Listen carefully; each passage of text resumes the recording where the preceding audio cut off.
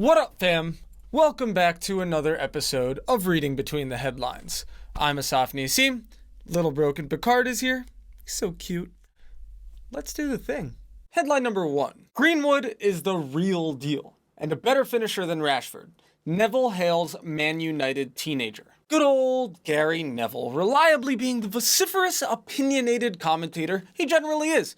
But hey, that's what pays the bills these days, isn't it? And he does it well. Like Paul Scholes or Roy Keane, Neville is perfectly happy being the heel in any given conversation. You imagine he'd probably describe himself as a no-nonsense type individual who calls it like he sees it, regardless of who gets the short end of the critique stick. According to Neville, Mason Greenwood is a better, more composed finisher than the club's leading scorer, Marcus Rashford, and Solskjaer knows it. The kid already has 7 goals this season, the most recent of which saved a point for United against Everton on Sunday. His tally puts him ahead of Anthony Martial, who's on 6 so far. Greenwood has played a total of 769 minutes compared to Martial's 1,095. Neville told Sky Sports, quote, "I like Greenwood a lot.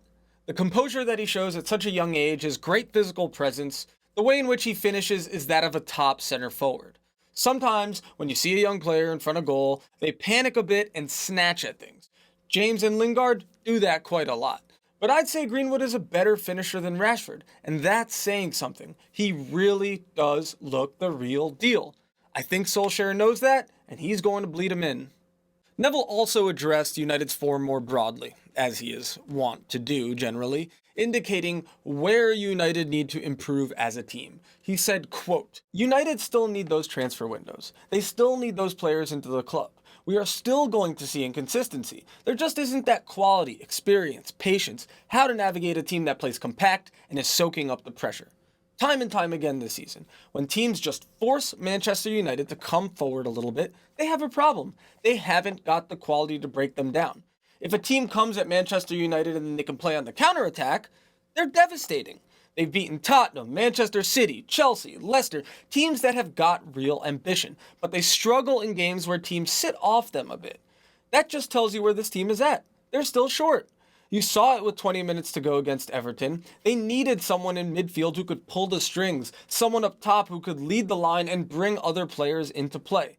That's something that's desperately missing at the moment. Solskjaer himself will want 2 or 3 quality players in as quickly as possible so these youngsters can demonstrate their real quality." Does that sound familiar? To me it does. It seems to me that what Neville is describing here is pretty typical of a top-tier team that is underperforming. They have the quality enough to compel smaller teams to play a lower defensive line, not to press up past a certain point, and to try and frustrate their opponents into opening up. After all, the onus is always on the bigger team to get those 3 points. Burnley, no disrespect to them, is perfectly happy to get a point against United or City or Chelsea, and it's not uncommon that if they're really organized and a little lucky, that they steal 3 points when the bigger team get a bit desperate to avoid a draw. We've seen it before. Results aside, it's the sort of thing you see in the performance itself, whether or not they get the win. Of course, sometimes the spirit, energy, and tenacity of a squad can be enough to squeeze things through, to win when their performances are inconsistent. We're literally right now in the midst of the reveal, you could call it, of Chelsea's true state.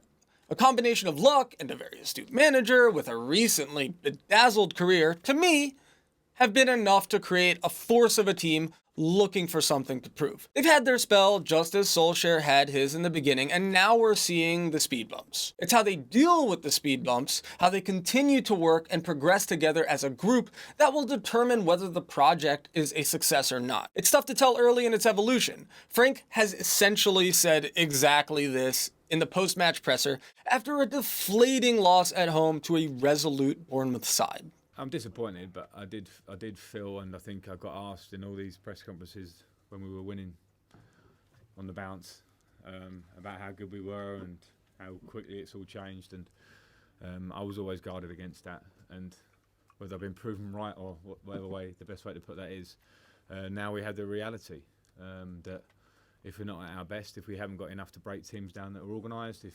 players with their individual qualities and personality can't do something to beat teams that are organised, then we need to find another way, and that's the test, and that's hard work needed for us. What's sort of changed in the last few weeks? Do you think? Is it momentum? Is it tiredness? Is it a combination? I don't know. I don't like to hang on tiredness. It's a possible factor, but not the one I want to stand here and say right now. But I think when you play against teams, I forget Man City, I don't count Man City, we played well there and lost. But I think when you play against West Ham, organised, want to stop us playing. Everton, organised, want to stop us playing. Bournemouth, particularly organised, and deep today, want to stop us playing. We have to find another way. And we haven't managed to do that, and with that becomes nerves, with that becomes stress in the stadium, within the team, and we haven't dealt with that well enough. If you want to be at the top in the Premier League, your side has to be good enough to win games against tough, compact opponents who defend with unbridled vigor. There's no way around that. And that's always going to be the story of title winners in this league. It's built into the football culture of the country as a whole, and the ever-increasing quality of the smaller clubs will further exaggerate this phenomenon for years to come.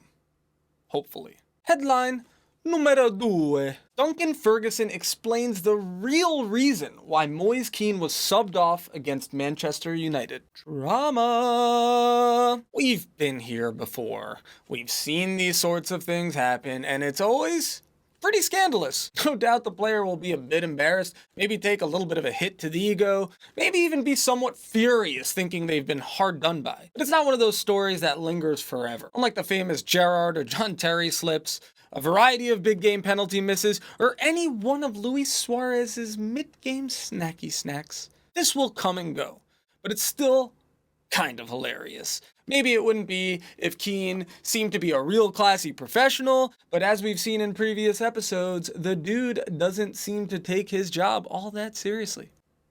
Yet. He's only 19 years old after all, and people are definitely far too quick to brand someone or judge them indefinitely. If I was the same exact person I was at 19, I'd be in real life trouble. But I digress. At first, Duncan Ferguson blamed the sub on a need for fresh legs and wanting to waste a bit of time. We're all sitting there like, wait. Hold on a second. Are you really trying to tell us you subbed Kean because you needed fresh legs in place of a 19-year-old Premier League striker who was on the field for a total of 18 minutes? That's your pitch? No pun intended. One of the reporters actually called him out on it in the full post-match presser. I was like sitting there waiting for it, and all of a sudden it happens. Something you took off Moise Kean after 18 minutes. I've seen your explanation on the TV that you wanted to make a change and waste some time, but his reaction wasn't you asking me? very impressed by his best fit at all. So I think that's understandable. If you're a sub and you get subbed off, you know what I mean. But really, that's what it was. I was just looking for fresh legs really, and unfortunately, he was the one that I decided to bring off. I was just one of them, to be honest. I can see why he's upset. But it's about the team, isn't it? You know, but I can see why he's upset. We feel the need to speak to him at all, thinking about that? Yeah, I think I'll speak to him. So when I see him, I'll probably see him tomorrow or something. I'll probably mention that to him. Yeah. You said that the sub was about fresh legs, but what's the logic then behind bringing off the fresh legs? He's like, you I thought bastard! To get to the speed of the game at the time, really. I asked him to play centre forward, and then we changed him to the right hand side, which is unfair on him really because he's a centre forward. And then we put Dominic to the right hand side, and we put him back to centre forward. And that was the time that I said, well, I'm just going to put in a guy who maybe handle it a bit better, really. It was nice slight Moise Kean, to be honest with you. I just wanted to kill a bit of time with the sub. We'd be looking at his reaction to that then now. You believe that? Really You believe it? Can't it? I think it can. I think we've all been. I mean, I've been there as a player myself. I've probably been subbed off again. But I'll pick him up. He'll be fine. You know, he'll come again. He's only 19. How dare you treat Moise Kean that way, donkey? You were supposed to take care of Mommy's little boy. You promised that Mommy's little baby boy would be taken care of. And now this. Oh, you don't remember, do you? Let me remind you. So this is for you, but I have a special present. Because I know one person is, I think, maybe the most important person in your life. And I know a little bit about you, it's really not that thing. I want you to give this present for you. So it's your first shirt with Mummy. So I think Thank you. it's a present from us to Mummy. Okay. Yeah?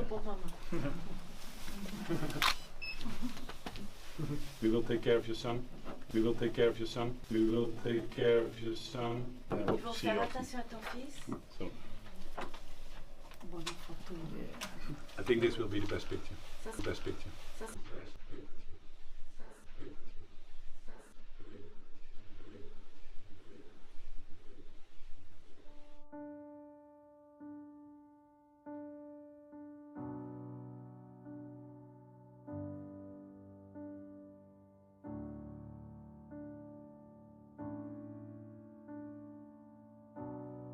Say something, I'm giving up on you.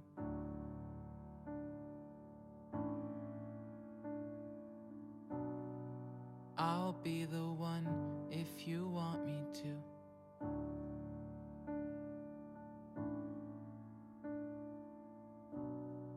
Anywhere I would have followed you.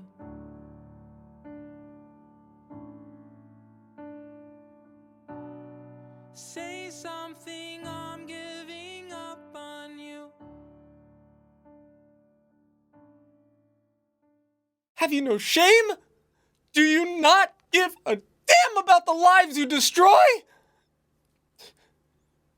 The hurt is real. Not here. Not here. Not even here. But here. Before we get to headline number 3, I'd like to remind you all to please like, comment, share, subscribe to this channel if you enjoy the content. If not, have you ever seen Lucas Torreira climb into the anal cavity of a water buffalo? Let's just say that it is a much more arduous process with that of a human. Back to the show. Headline number 3. Premier League review. Tottenham's late win was classic Jose Mourinho. Wolves fans will feel quite aggrieved that the boys didn't get more out of the game than they did, which was absolutely nothing save for dashed confidence and utter deflation. Watching it, one thing was clear. Wolverhampton were the better side. Nick Miller at ESPN described the Spurs win as, quote, a victory with a late header that was frankly a robbery. It's nothing new from Wolves, who have challenged the big sides time and time again. We've talked about this. But on the other hand, it was nothing new for a dogged, never say die, classic Mourinho side. Mourinho has legit made a career out of frustrating better sides and christening trophies with blood and sweat. It's a lot less sexy when the better side is Wolverhampton than when it's Barcelona, but the observable outcome remains the same. Craig Burley, however, is not interested at all in that conversation.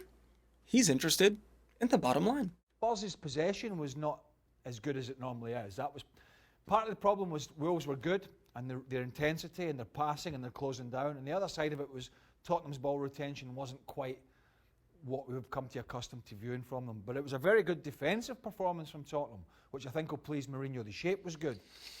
And then we can talk about deserved and undeserved all you like. doesn't really matter. The bottom line here is Wolves shot themselves in the foot with the marking for the Vertonghen goal in injury time, and it turned out to be an absolutely great 3 points for Tottenham. And I still sit here and say, Mourinho, when he got into Spurs and looked round at what he had to work with, would have been quietly very pleased, I think, and that's how it seems to be turning out at the moment. The bottom line is, Spurs went in for Jose for this very reason. Clean up the mess and get back to results. This is something Mourinho does very well. Look at what he did at United. We still have to wait and see what a true Mourinho Spurs side looks like. Right now, it's just damage control. It's motivating the players and finding a way to win. Problems for him usually arrive down the line. But hey, he says he's a new manager now. He told the press that he has reflected on past mistakes and found a new sense of humility. Yeah, I'm not convinced. But I don't really care. I don't want a humble, nonchalant Mourinho. I want that gritty, combative, spicy little Portuguese meatball Mourinho. The Irish Times asked a significant question when Jose Mourinho was appointed at Tottenham. They cheekily asked, will the not-so-special one make Spurs less Spursy? Well, after this match, I think we can at least safely say that they are definitely exhibiting some new characteristics and their defensive acumen has been revitalized. I wouldn't be shocked if they were diving into waters, or perhaps more accurately, silverware, in the near future. It's that time again, folks. RBTH Goal of the Week. We're going to be giving each of 3 nominated goals a score equivalent to the sum total of several points of value to be determined by me. 100 points for the build-up play, including any individual skill. 100 points for how well the shot is defended. 100 points for the technique and difficulty of the strike itself. All of these scores are, of course, 100% scientifically objective, and if you want substantiating evidence, you're going to have to put in a request with management. Okay? Yeah. Bye-bye. For the first goal nominated, we have our resident Cabbage Patch Kid, Kevin De Bruyne. This was a fantastic individual effort, minor team build-up with Phil Foden and Rodri, but mostly individual. The sequence starts with a pass from Rodri to Foden. He lays it off to KDB. KDB, straight sexy dummy turn. Boom. And it's all over, baby. Between the fantastic dummy, the link up with Foden, and the actual molestation by Guendouzi, I'm giving the build-up a 70. The defending here is just haggard. Arsenal look so scared. Guendouzi is obviously foiled by the dummy, tries to stick to De Bruyne, but he's behind the play. Chambers is looking to mark Sterling, and it looks like Maitland-Niles is concerned with Gundogan's run. Socrates got dragged all the way out by Gabby Jesus, and that leaves the massive gap in the middle where Chambers is just not sure who the hell to mark. Ends up not helping Guendouzi close down De Bruyne like he probably should have, and the shot comes in from just outside the box by a player you don't really want striking from there. 45. Lastly for the strike, it's from outside the box on KDB's weaker left foot. The placement is absolutely perfect. How much closer can it get to the post? Not much. 91. That brings Kevin De Bruyne's goal to a total score of 206 out of 300. Next up, we've got a sensational blast from none other than the beast, Adama Traore. There is essentially zero build-up here. Spurs are out of position and their midfield is wide open. Pass comes in from Jimenez. Oh my gosh. Poor Vertonghen looks like he's shitting his little Belgian panties here. Look how much space he's giving Traore. You could park Sam Allardycio's bus in that space. Traore edges closer, teasing and terrorizing Vertonghen, waiting for the right moment to strike, and golazo! What a freaking bullet! Build-up gets a 45. Secondly, the defending. Honestly, not even really sure what to say here. Someone needed to step up and close Traore down. Vertonghen is doing his absolute very best to limit his movement by staying in front of him. The strike is so quick, and through traffic, I don't think there's much the keeper can do better either. When Jimenez makes that run across the box, Eric Dyer points to Alderweireld to mark him, but doesn't close down Traore. Maybe he was concerned about the gap that Sanchez actually shifted over to fill, but it's pretty poor. 55. Onto the strike itself. The amount of power that Traore generates in such a short amount of space is incredible. He drops that shoulder, puts his laces right through the ball, through traffic, and across the keeper. Really solid. Also 91. That gives Traore's goal a total score of 191. Last but not least, we have the inimitable Wilfried Zaha. Starts off with a great crossfield ball from James Tompkins, essentially gives Brighton no time to shift over and adjust, leaving Montoya all alone in the box with Zaha. Uh-oh. Good control. Really hints at cutting in on his right, and Montoya takes the bait. Within an instant, Zaha is running to the outside, and Montoya has next to no chance of catching up. He does decently well to put in a last-ditch foot across, but it ain't enough. Due to a great crossfield pass and some exceptional individual skill, the build-up gets a 79. The defending isn't awful, really. Montoya did get left behind a bit, but Zaha is going to get space if he really wants it. Adam Webster came across to help, but he just can't possibly close Zaha down enough.